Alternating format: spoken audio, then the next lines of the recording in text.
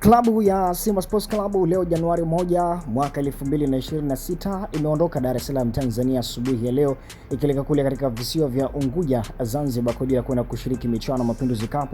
ya mwaka 2026, na wameondoka kupitia bandari ya Dar es Salaam kwenda kushiriki michuano hii ya Mapinduzi Cup, ambapo mdhamini wake katika mwaka huu 2026 ni beki ya NMB na imeweza kupewa jina la NMB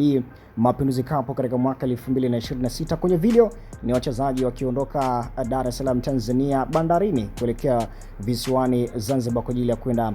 kushiriki michuano hiyo ya